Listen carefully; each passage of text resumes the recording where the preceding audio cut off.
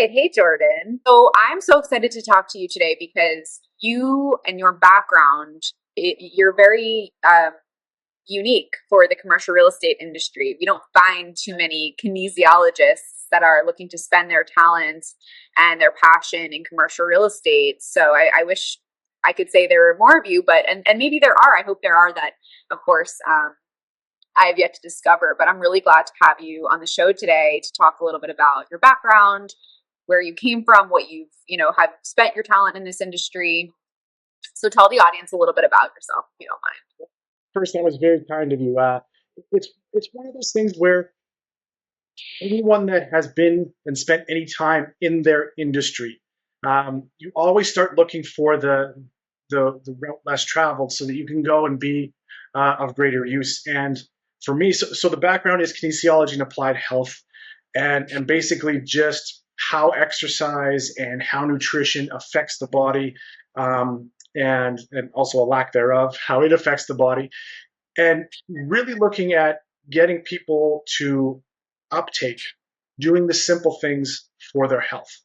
And of course, as you get out there and you start working in this industry, for myself, my first decade in the industry was high performance sport.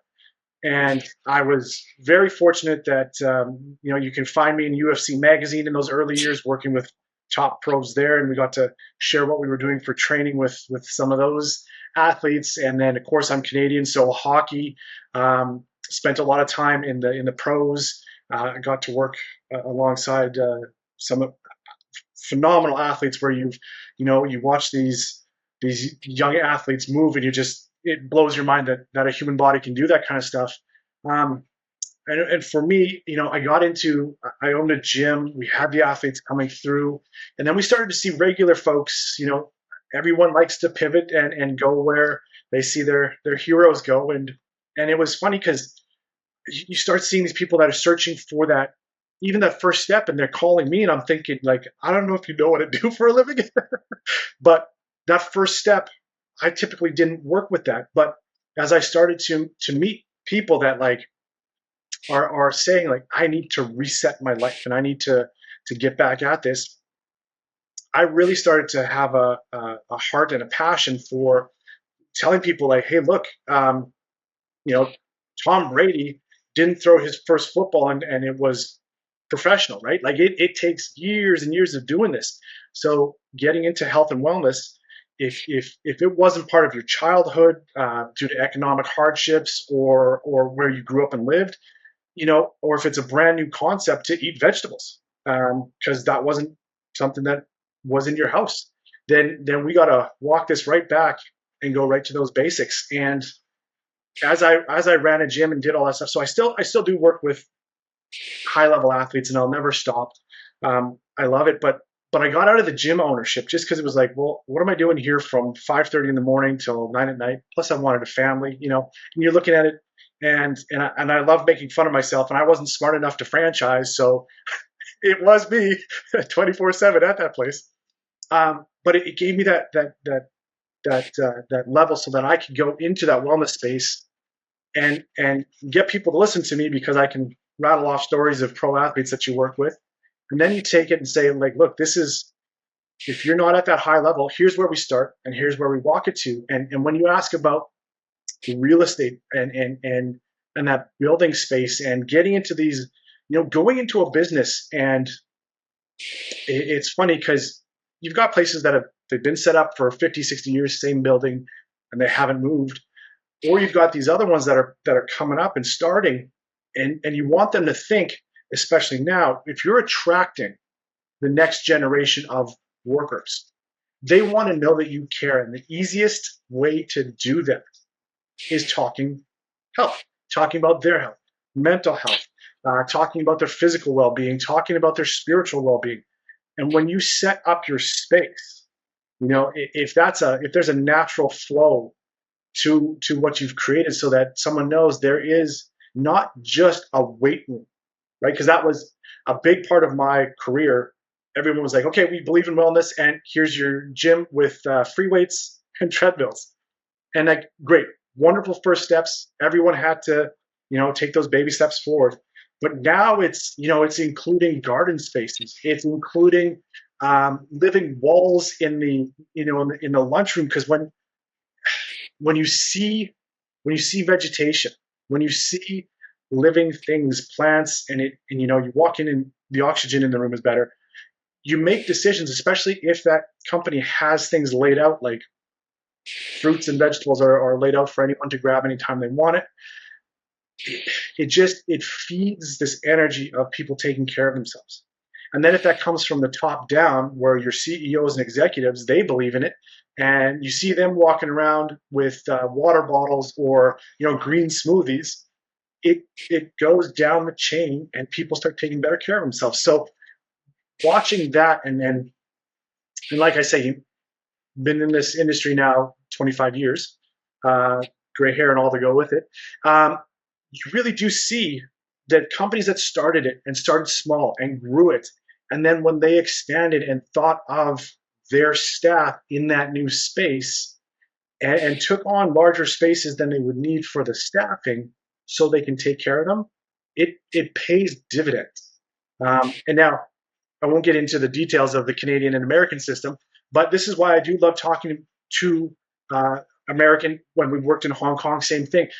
You have a difference. So our government pays for everything. So when I go to an employer, they're just like, I'll see no return on that. If I reduce type 2 diabetes in my workplace in Canada, the employer doesn't really have any benefit other than healthier employees. Right. Versus other systems, it is a direct impact on the bottom line for what's being paid on insurances and et cetera, et cetera. So Right, that's because that is one major kind of measurement of ROI, at least in the US, is, and that's the measurement that I've continued to hear is, can we reduce that, um, benefits, health, health insurance, things like that to our individual employees and measure, rate of success for XYZ, new wellness implementation into the workplace. So that's very interesting that you guys don't have that really to work with. And then I imagine you have worked in a lot of offices around the world. I imagine that each system is a little bit unique in that way as well. the first time I worked in the U.S. Uh, in the U.S. And a company looked at me and was just like, yeah, pretty much if you can do this blank check to any programs or anything you want to do, because they directly see that return on investment, and because they know, obviously to a point, any dollar they spend, there's going to be that $5 to $7 of return for an employee that is captured and brought into a program. So this is the hardest part of it, right? Is you can have the best program, um, but if you can't get that human being, you can lead a horse to water, but you can't force him to drink. If I can take that person, and with kindness and with gratitude and with engagement and putting in place, the team in the workplace. That's another critical part is when you walk into a workplace, if you get managers understanding that, like, again, it's having things available, um, and knowing that if someone is starting this journey and they've never cooked anything that didn't come in a package, right? And I guess it's one of my favorite things that I heard a dietitian say is, we got to stop calling things cooking. You've either got warmed up food or you cooked. And cooking being, you took the vegetable whole out of the fridge, chopped it up yourself, right? Because this is some things that we neglect to include. Is there is skills as simple as cooking that, again, if you're not used to it, even just the time that it takes to prep a meal, when someone says 15 or 20 minutes, if I was to, if you take a lot of the North American, the Western population, and you tell them you're gonna start cooking and you're not gonna eat for about 45 minutes to an hour, most of us start cooking the second we feel hungry It's and true. are like, I need something now. So your brain's already ready to make a bad decision. And this is why, again, like when you set up in these commercial spaces, if you can have ready-made meals, that some of the best solutions I've ever seen are the grocery store. You can walk into a grocery store and they have meals that were made that morning sitting there waiting. And that's the kind of stuff. A sandwich and a salad maybe isn't the most ideal, but far better than someone who's like frozen food entree that's like who knows how old, who knows what chemicals, yada, yada, yada, heat that up. So there's those stages of what can I get somebody to do? And like I say, we build those teams in the workplace that they're doing the smarter stuff. We make those better decisions available. We have the space for it. We have the areas where groups come together to support each other. And then you make it as simple as exercise, and the discussion around that is just movement. It's not, hey, did you go to CrossFit? And everyone in this workplace does CrossFit. It's Right. everyone in this workplace values moving for the blood flow, for the nutrition to the joints, for the clarity of mind during the day. And when you get people picturing it that way, and knowing that, and we had discussed this when we first met, is the body image, changing my body's shape versus health. Health is 45 minutes minimum of movement in a day. If that 45 minutes is high intensity, that will change the way my body looks. But both are good for health. And that's the discussion I want people to have is a healthy workplace is everyone that moves and moves multiple times a day and enjoys the feeling of that motion. And if I can get that to be the core discussion in a building, all of a sudden now we have that, we're moving towards a healthy workplace. Are there any instances in your experience, we haven't talked about this, so I'm throwing you a little bit of a curveball, but are there any instances where you're able to extract an ROI from creating a sense of community around movement? So like you're talking about creating a culture of valuing health, which stems from getting some basic movement throughout the day. Even if that's potentially like one of those like treadmill desks, right? While you're working, while you're whatever it happens to be, if it's a walk outside, for a meeting instead of sitting in the conference room, which for me is really actually where I do a lot of my best thinking is walking and talking. But and I know for a lot of people too. But I do imagine that the feeling in a workplace where everybody has this almost like a team effort to do like good for ourselves. Are there any actual ROIs any instances of an ROI that you've been able to extract? Yeah, so this is the nice thing about, again, the gray hairs and the multiple decades of doing this is there has been we have I don't even know if I call them clients anymore. It's just we have teams that have come together that when we went there, to to have the ownership look at it and like when I tell you that these places had 15-minute smoking breaks, still like that's how when you took the job, and this was 2000, this would be 2006, 2007, right? So like not really like even the turn of the century or further back, but they were signing contracts that said I get 15-minute smoking breaks. And like I don't know when those started, but like that's what it used to in the 80s and 90s. That was because that was actually a perk back 70s, 80s, and 90s is a smoking break. And then it was like, well, why does a smoker get more time than a non-smoker? But to that end, we started working in these environments where it was you get 15 minutes in the morning and scheduled in at 10:30. Like you go for a break at 10:30, then you get 45 minutes for lunch, and then at 2:30 you get one more smoke break, and then you're done for the day at 4:30. And this was scheduled.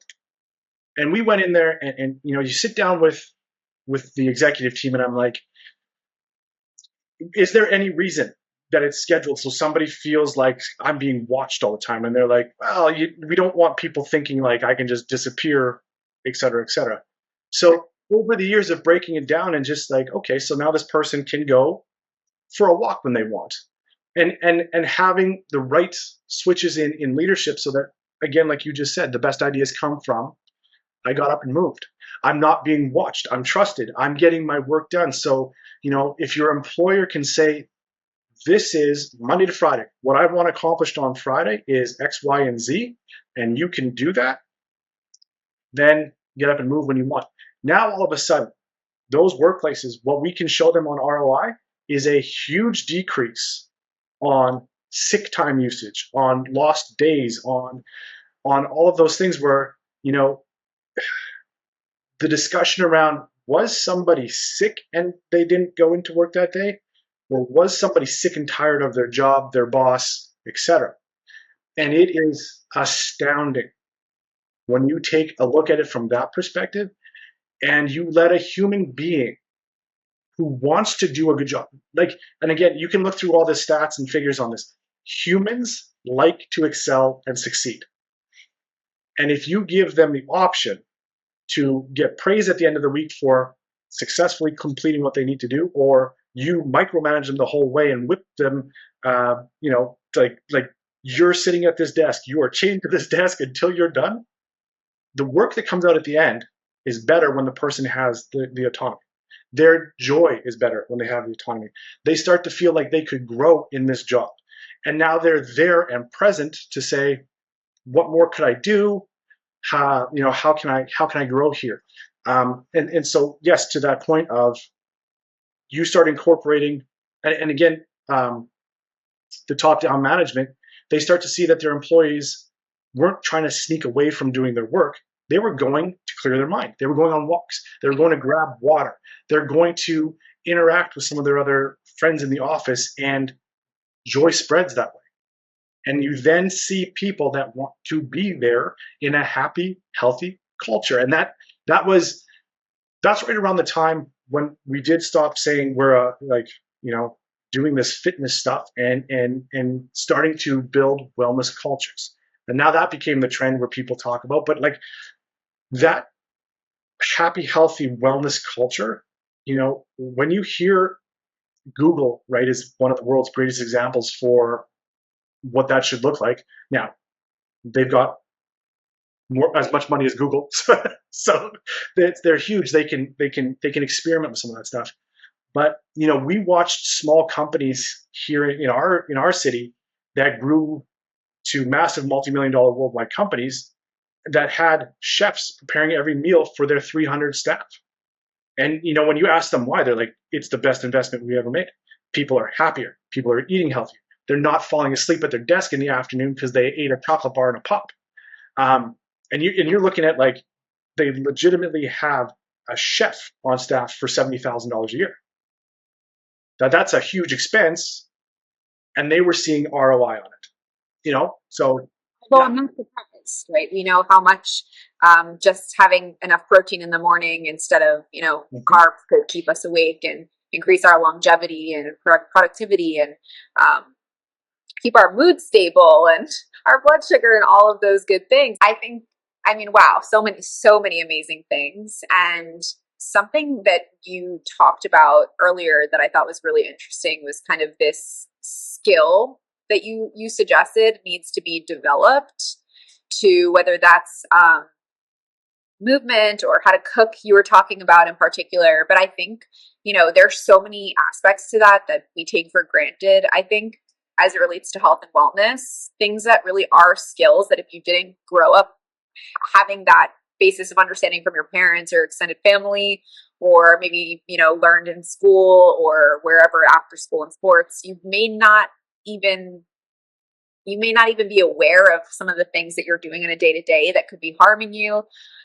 Even things like walking and how to distribute your weight and really, so again, I'm from New York City, and, it's a lot of like wearing heels and wearing shoes that are not made to be the shape of your foot and things like that. And just even thinking about your foundation and how that weight distributes up into your posture and how that helps you breathe better and eat better and digest better and all of those things, the way that you're breathing. And so there's so many aspects to feeling your best. And I think that it would be so amazing, and or maybe these companies hire somebody like yourself, but it would be so amazing if you could have more kind of camaraderie and community around some of these things and feel emotionally connected to where you work because of the people and some of those conversations that support your life, um, more than just coming to work, doing your job, and going home. In my career, I love making fun of men. We just, the ability to think things through is just it's just not innate in any male I've ever met. And We have it's funny mostly because men in this industry probably watching this video, so be careful with what you're going to say. no, it's because it is my favorite thing, and I hope it never changes because it's what makes the world go round. But the amount of times that I've run boot camps, right? So if I put on a 6 week boot camp and 30 people come in, and it'll usually be 20 women, 10 men, and every time, like without hesitation, there's gonna be at least two or three men that'll be like, don't even worry about me. I got this. And like, cause you'll be like, hey, day one, that weight's a little heavy. And they're like, no, man, I used to be the quarterback of this, or that I was all-star center for the, high school, whatever, or university. And I'm like, son, you are 41 years old. If you graduated your college, the last game you played at 25 was 25. You were 25 when you did that. That was 16 years ago. The body needs 6 weeks to start to detrade, which means what you remember is literally 15 years ago, and you are not him anymore. And so, without fail,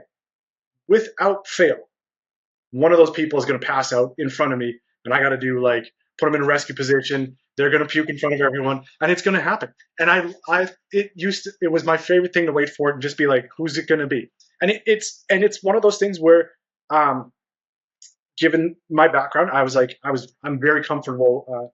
Part of what we did in university was also go through the emergencies training stuff. So, how to use AEDs and whatever. So, hey, if somebody passes out, I'm good. But watching, and here's where I'm going to go with this is watching those kind of moments where you're like, had you just slowly built into this, where you can be in a year, anyone is, pushing towards running a marathon if you start slow and you build towards it. Or you can be the person in the boot camp class that's got a weighted vest on, that's doing a burpee and then jumping, doing a pull up. That can be you versus the person that is jogging on the spot, from the knees push ups, and both are fantastic. Both people are taking care of their health, and that's the thing where to the skill set part of it is just understanding, like, if someone comes and works out with me as their trainer, the experience that they'll have seeing me there and, like, taking care of them and moving them through safely, versus if you come and you say to me, Jordan, I want to do something competitive, you versus me, there is a different me that comes out. And that's to this workplace stuff. When someone is fit and healthy and able to be an example, it is, I don't want to say it's your job, but it is your job to take your coworker and say, like, because when I started this, I was 14 and 15 years old, and training to get ready to go as far as I could in sports, and that was, and this is another point that I love to make with people. So to that point of intense exercise, I like taking a treadmill, putting it as high as it'll go, and sprinting for 30 seconds, and then resting for 10, and then doing that as many times as I can till I'm almost throwing up. I like going to spin classes and, like, how high can this bike go and how close to passing out can I get? That I find, right? And it's because you grow up in a competitive environment. But again, making fun of myself. Why didn't my gym work? Well, I'm horrible at accounting, right? Like, I don't set aside the 90 minutes a day that I need to go through the books to make sure That everything's wasn't your checked. path. That wasn't your path. And it's one of those things where when you have these conversations with people, it health, you've got to work it into your lifestyle.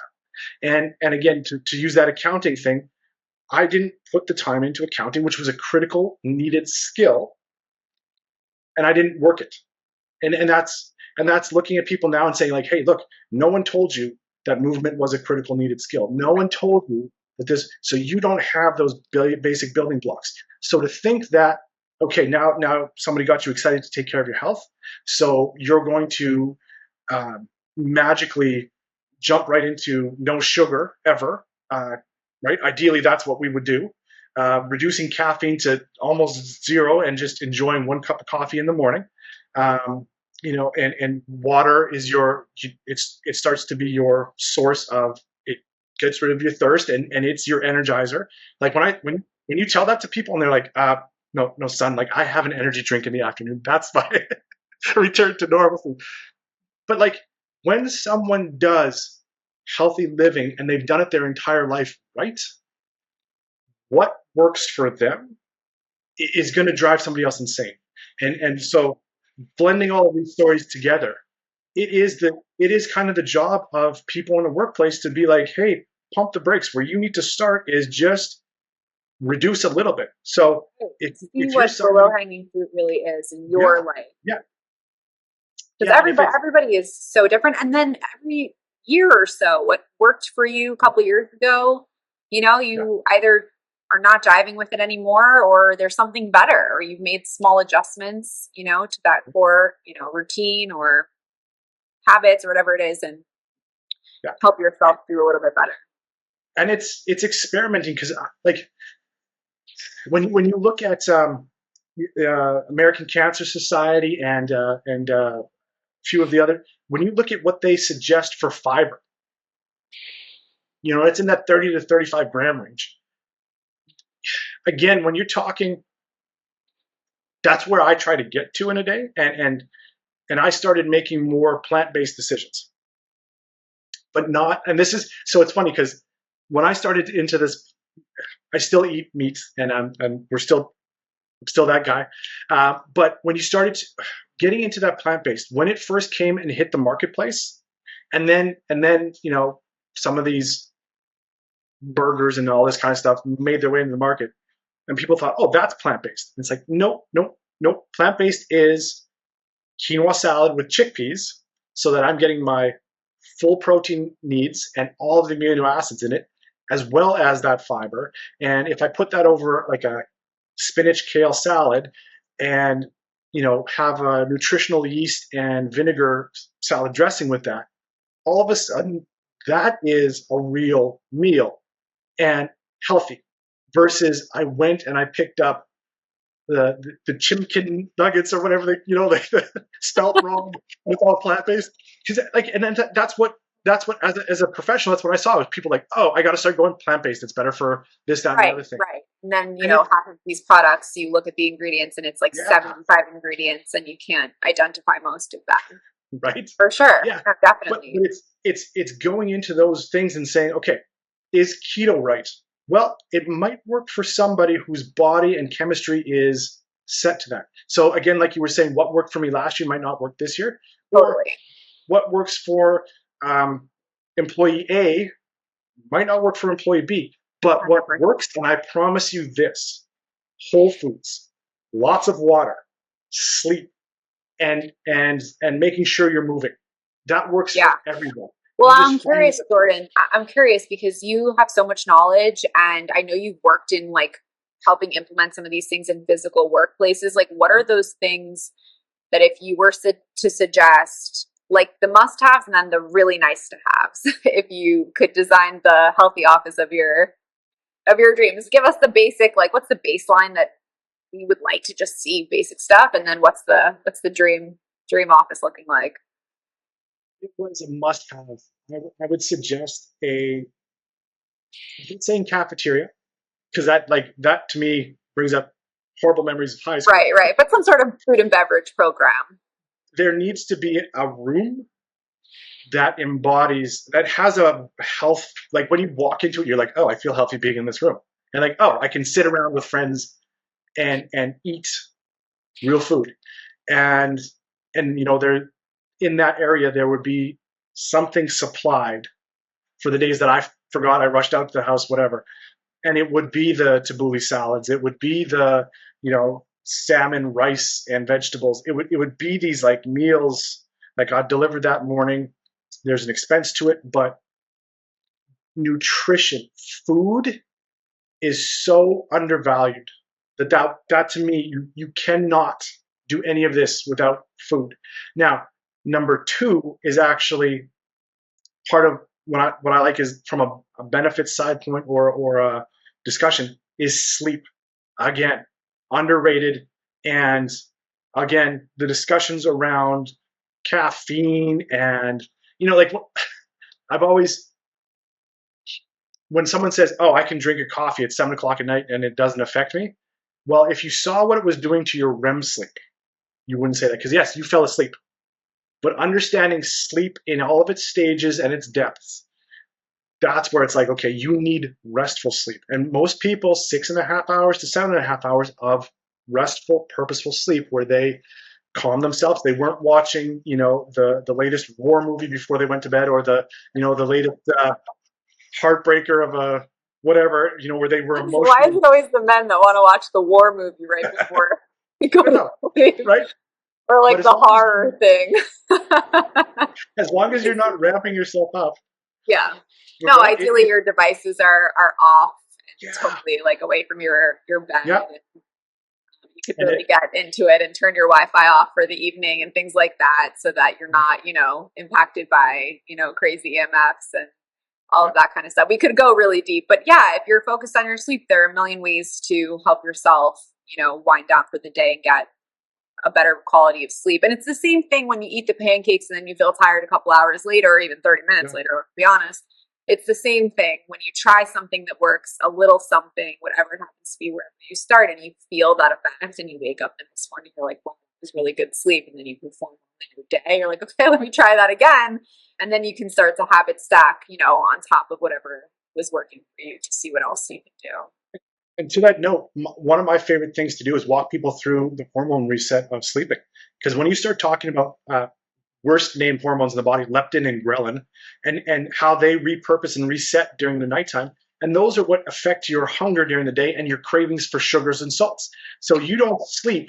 The second you're not getting enough sleep, there is no way you're going to make it through that day eating properly.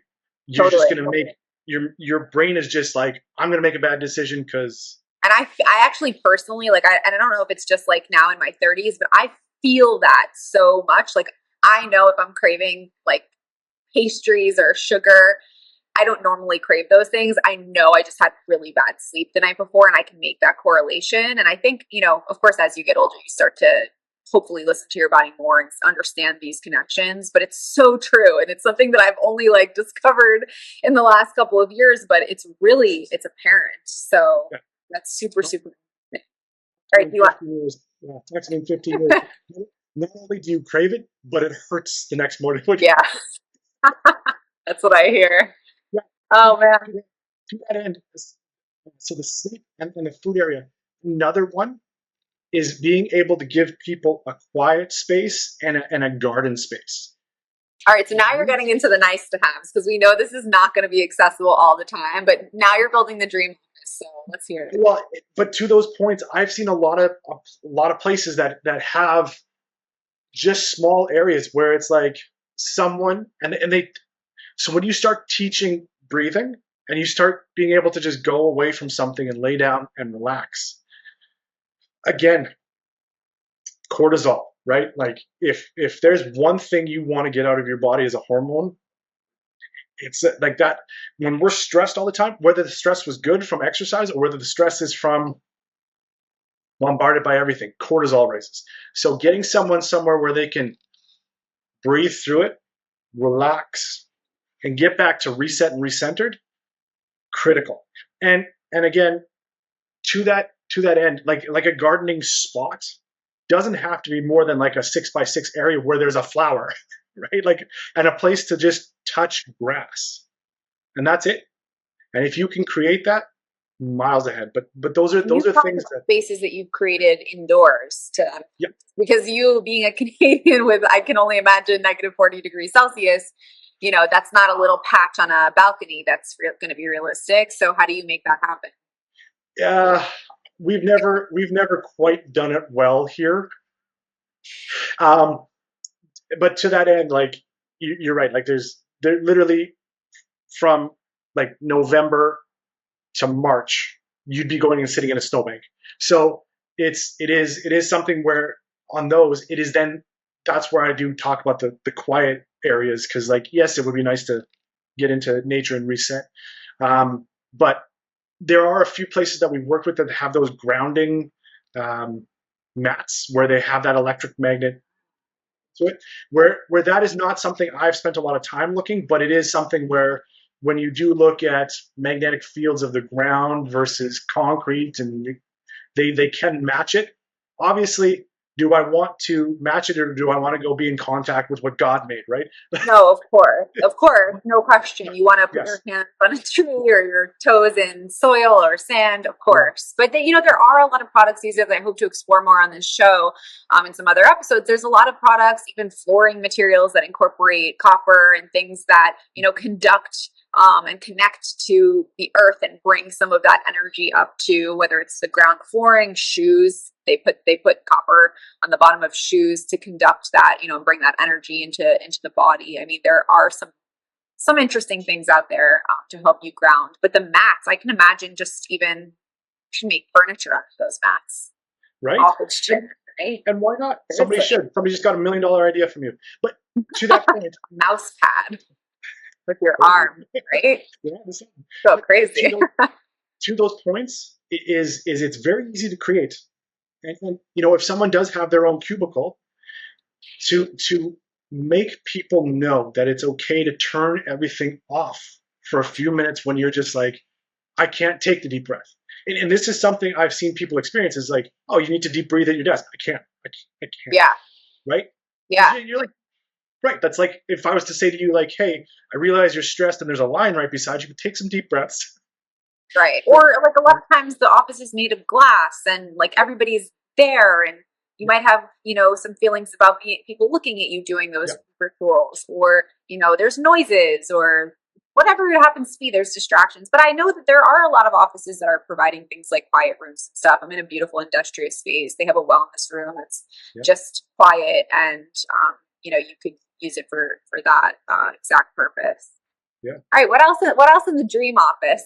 Before we run out of time, I want to know this magical dream office that So you got. then the other thing is that's all I would put in the office. Honestly, um, too much has been kind of thrown on the office to facilitate. And again, over the years, have seen like I've seen some gyms put in, or that offices have put in gyms where you're like, wow, like this is killer. And usually it's because like the CEO is just like, this is mine, really.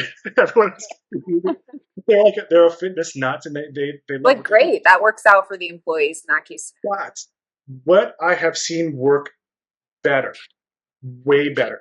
So that place is good for the so for the person like me who's just like, oh, I don't like to show off. I don't like to show off. But then I go into that gym and I'm like, well, I'm bench pressing more than anybody else in the room. So I Yeah, didn't and it want can, to, but I guess. right. I didn't want to. It just worked out that way. But to that end, the problem that creates is I don't care about me in a wellness setting, right? Like I'm not the person that needs this to work. So you need to see the person that isn't exercising exercise. Now, are they going to go into that place and work out beside me, beside their CEO, and risk some of the sights and smells of the gym beside their seniors, right? Right. Probably not. So having it be something where, and again, there's a company right here in Winnipeg that they stepped up and they said to their staff, if you want a treadmill, if you want a universal gym, if you want any of this stuff, let us know. We will do a zero interest payment option, as little as $10 each month coming off of your check, and we'll put it in your house. And it's the company's property until you're done paying it off, and then it's yours. So in a lot of cases, if you work for this company for 4 years, you got a full home gym. All right, like that's a huge perk in and of itself. But what it did is it made it that everyone had it if they wanted it at home. And this place also has a gym at the office. But they saw fit people using it, and the people that they were like, I need that person's posture repaired, um, not going into that gym. So it's having that understanding of everyone at your workplace is in a different space. And if we can meet them where they are, having these things available, and it's benefits, use your benefits. This is speaking directly to the camera. Use your benefits. The amount of people that at the end of the year are like, oh man, I left $500 in massage on the table. There's very few things as good for the human body as massage therapy. That like if you've got it as a useful ticket, go. The other one that frankly just drives me insane is people that are like, oh, I've got this shoulder pain, keeps me up at night, and I'm like, do you have physiotherapy that you could be using through benefits? They're like, yeah, covered for $1,500. I'm like, so get it fixed so you can go to sleep. Like Right.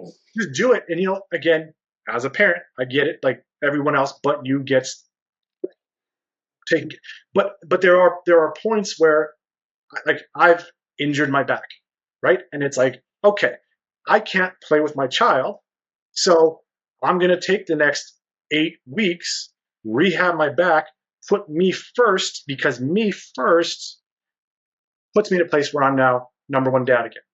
And if I can get people thinking that way of take care of your injury, get your sleep, get back to 100%, get back to you're not when you're injured, you don't realize how grumpy you are until you're healthy. And that's, focus and grumpiness, remove that injury and you get back to good. So to that end of what should a building look like? A building should look supportive. It should feel healthy. It should have teams that came together to group together to bring everyone up a level. That culture needs to be there. And it'll look different business to business.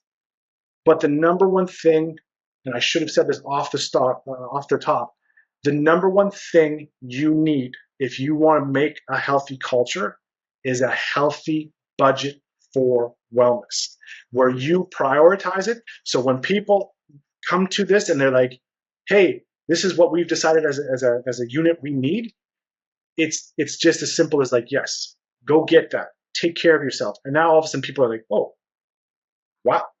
Yeah, it was there and budgeted for. Incredible. And then, like I say, it's not the physical space needs to have the vibe, and it needs to have that when I look around, there's living plants, and there's joy in the space, and there is care everywhere I look. I'm like, somebody cares about me. Cleanliness and all. Once you've got that, now you find out who's in your building, and do they want it at home? Do they want it here? Can we carve out space? And boom, that's how you make health and wellness live and thrive as a culture in your workspace. I think corporate real estate professionals, HR, developers even who are looking to position their buildings to be attractive to tenants, I think they've been trying to accomplish that goal for a long time. And I think we've been thinking about it incorrectly. We've been thinking about it as, how do we use design to improve productivity? How do we, how do we change the paint or the music to have people have a sense of emotional connection? What is emotional connection or investment into a space? How do we achieve that? What even is that? And so I think like this conversation, that health and wellness, like underlying theme that is now such a priority in people's lives outside of work, I think that this is the missing link. And that's why we're doing this show. I really think this is the missing link, that perspective, that focus that this industry not only needs to, but will focus on moving forward. That feeling of taking care of people, that feeling of people feeling good in the place where they work, live, stay, study, whatever it is. This is going to be more and more of a priority. So, which I'm thrilled about, and I know is just going to be great for people in general. I mean, as a society. But I think sights and smells is the summary for me. Because when I walk into a building and it, like, if they've got essential oils, when you walk up to a front desk and you're just like, oh man, and you get hit with lavender and lemon, and you're just like, this is a whole different kind of conversation because, we have, I'm sitting in Fort Lauderdale. We have a new building on every corner being built. And when you walk into a lot of these buildings, it's fumes of cleaning products, fumes, chemicals. I couldn't live in a building like that. And I know that a lot more people are starting to feel like that. Yes, if I'm walking in and there's a subtle scent of, essential oils or something that feels natural, that's inviting. When you're, have off-gassing flooring and paint and chemicals that you're cleaning with, it's not pleasant. And it doesn't feel good to take a deep breath. I almost find myself holding my breath in those case scenarios. If you set up an experience when someone walks through the door where they know it's help. Now, if I was going to give my 2 cents also from a marketing standpoint, a gym in a building is now kind of one of those things where you're like, if I don't have it, people think I'm crazy. So having a good solid gym, but it doesn't have to, thinking it's going to see 10 people in a day is probably your best bet. So having a beautiful gym with more space and feelings of space, it to me is better than these ones that are overly done. And like I said, then from there, having the atmosphere that this is a healthy building and bringing somebody in to set it up that way, that's what I see working best. 9 out of 10 residents would say that they want a gym in their building, and then how many people are actually using it, probably similarly for tenants. And a lot of them also feel like maybe they can't spare the time in the day, or they're being watched, or whatever it is, to take that time for themselves.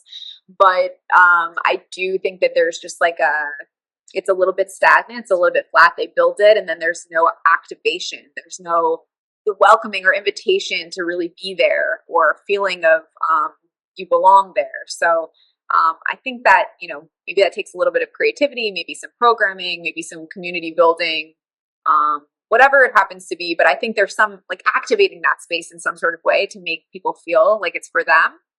I think would go a long way. So I'm going to wrap us up there. But this was really fantastic. I know people are going to learn a lot. Where can people find you if they want to have further conversation or engage you about your work? We call ourselves the Fit City Project, so fitcityproject.com. And Fit City Project. Yeah, setting a note there, or Fit City Jordan on X. I almost said Twitter. Okay, I say Twitter. I still say Twitter. Yeah. Fit City Jordan. I love having the answer. And this is what I tell everyone. I'll answer the questions. I'll be there because I love it. When people ask good questions, that's something that immediately, it's right there for public to see and usable. And health and wellness. All right, you guys heard it. Ask the question. Take advantage. Connect with It's not proprietary. Yeah, but that's where they find me. So what a happen chance meeting that we got to meet by way of the internet and then do this Friday session. So I'm going to say thank you so much for sharing with everybody. I can't wait for this episode to come out. And to you as well. Thank you so much.